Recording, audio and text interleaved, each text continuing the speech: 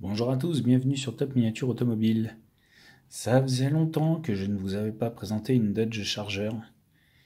Eh ben en voici une. C'est une version 1968 chez American Muscle, donc ERTL, dans la collection Fastest Mopar.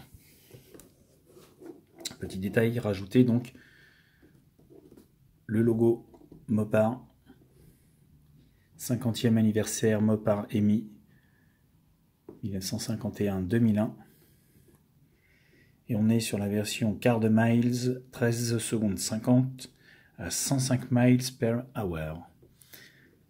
Me demandez pas de traduire en kilomètres ce que ça représente, je vous le dirai pas. J'ai pas fait le calcul. Je sais qu'il faut multiplier par 1 609, mais pour l'instant, on en reste là. On est sur une voiture orange.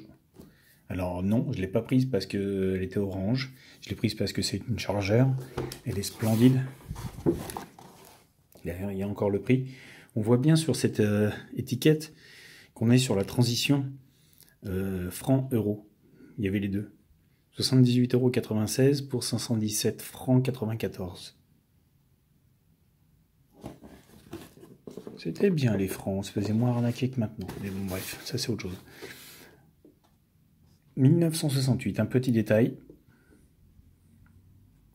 En anglais et en français.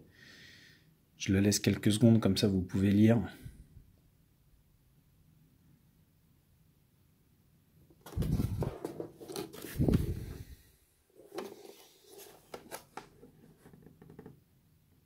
« 2002, Racing Champion ERTL ».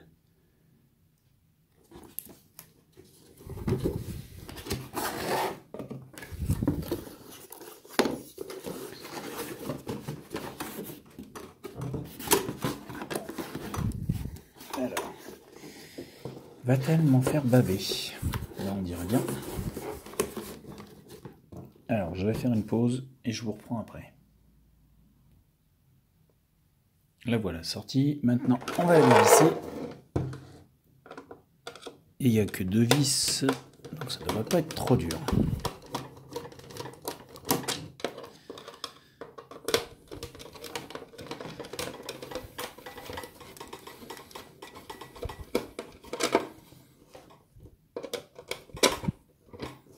Hop là.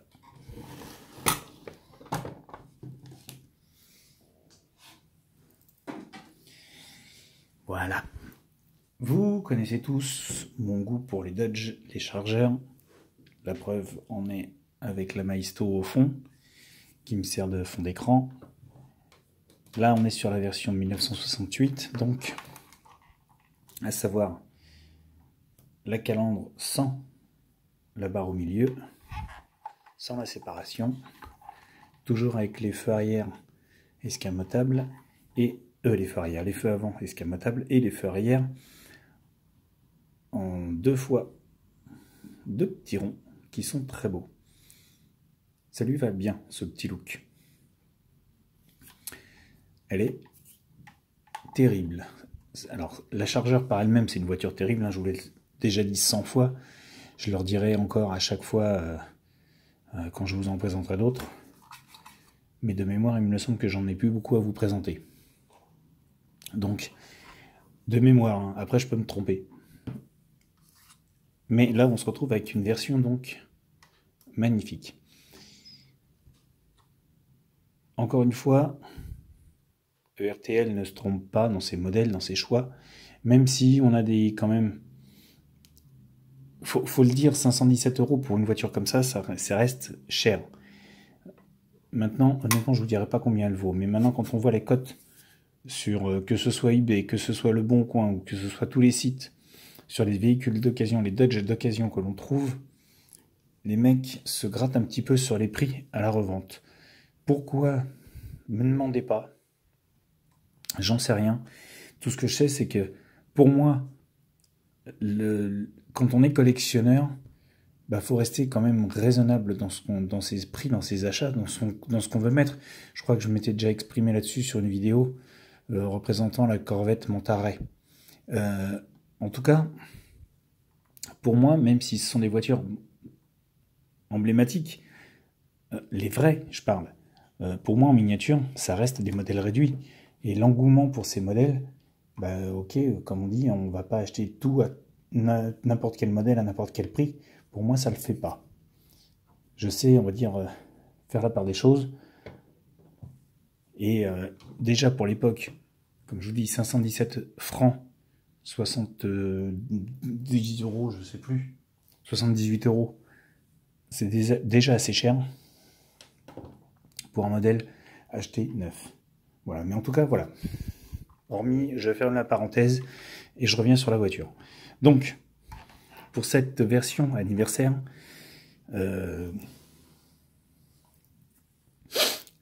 on a un beau modèle. Le orange lui va très bien avec cette imitation vinyle noire qui est splendide. Le grain est très fin, il est bien représenté. On aurait aimé qu'il y ait les deux, comme les coutures là, de chaque côté. Bon, ça y est pas, c'est pas grave, on va pas non plus chipoter. En tout cas, l'ensemble est réussi physiquement, puisqu'on a les jantes, j'ai oublié le nom. Bref, on a ces fameuses jantes 5 trous qui sont splendides, avec les pneus, le liseré blanc également qui habille le pneu magnifiquement. On a un profil toujours aussi agréable sur cette voiture avec les deux bandes noires à l'arrière. Alors petit reproche, c'est le répétiteur qui est juste soit en décalque, soit peint à l'arrière et à l'avant, qui gâche un peu le tableau parce qu'on pourrait s'attendre à mieux sur cette voiture, comme également les ouïes d'aération qui sont peintes avec le répétiteur de chaque côté qui est peint. Petit détail, vous me direz, mais qui pour moi a son importance quand même sur un modèle à ce prix-là. Alors, la porte s'ouvre sur un très joli intérieur avec une direction légère mais présente. Les sièges avant basculent pour laisser accès à la banquette arrière. Une imitation de tapis de sol, comme vous pouvez le constater à la caméra, à la vidéo, assez réussie. Le tableau de bord typique de la 68, avec le levier de vitesse, le pédalier. On est sur une automatique.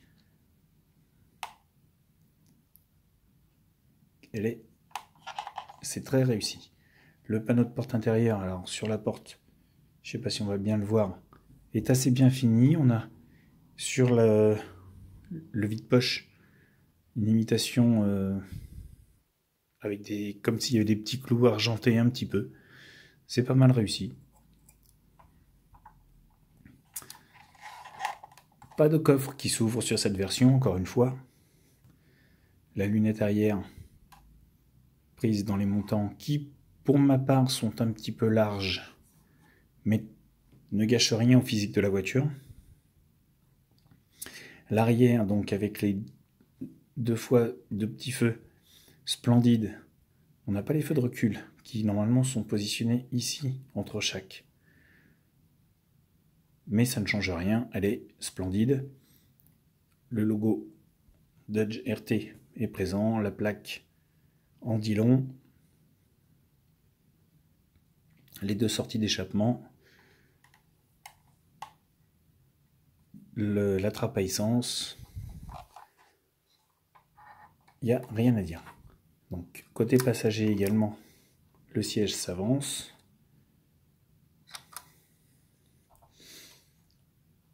Vous voyez, il n'y a pas de fioriture sur le tableau de bord. Il n'y a pas de fioriture non plus au niveau du levier de vitesse.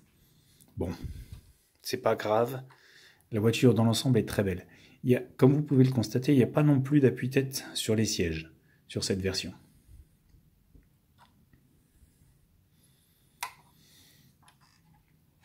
L'antenne, comme si elle était repliable en 3 parties.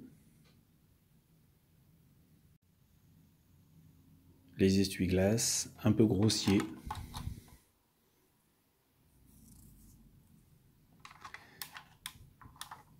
Et donc le bloc moteur d'une simplicité qu'on ne peut pas mieux faire. Enfin si on peut, mais ils n'ont pas osé. Donc bloc moteur, comme je vous dis, vraiment très simple.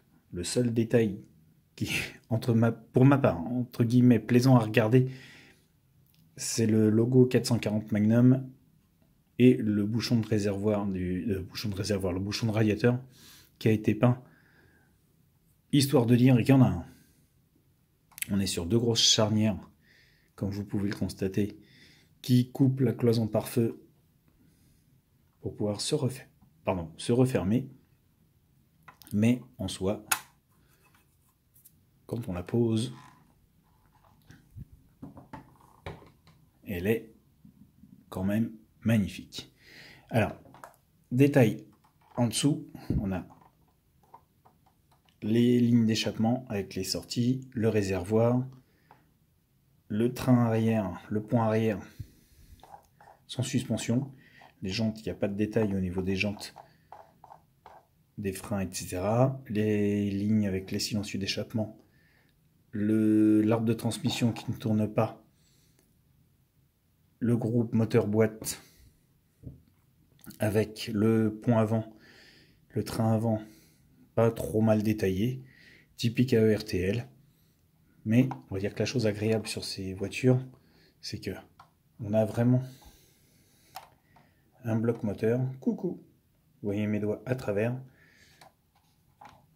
Et ce qui permet, ERTL, dans l'ensemble, beaucoup utilisé pour des dioramas, des trucs comme ça, parce que vu qu'on peut enlever les moteurs et faire comme si les voitures avaient servi de donneuses pour d'autres versions, on peut enlever les moteurs, on peut faire pas mal de trucs avec ces moteurs, ces versions, ce qui les rend intéressantes. Alors honnêtement, je ne vous cache pas que j'en viens encore une fois au prix. Je ne me permettrai pas ça sur une version à 78 €. Maisto est très bien pour faire ça, pour ma part. À 39, 45 €, je veux bien. Pour modifier, c'est l'idéal.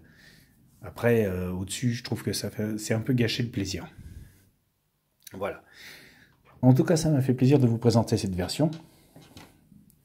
N'hésitez pas à me laisser vos commentaires.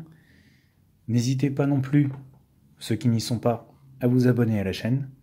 Vous êtes les bienvenus. Je vous attends. Et sur ce, je vous laisse et je vous dis à bientôt pour une nouvelle vidéo.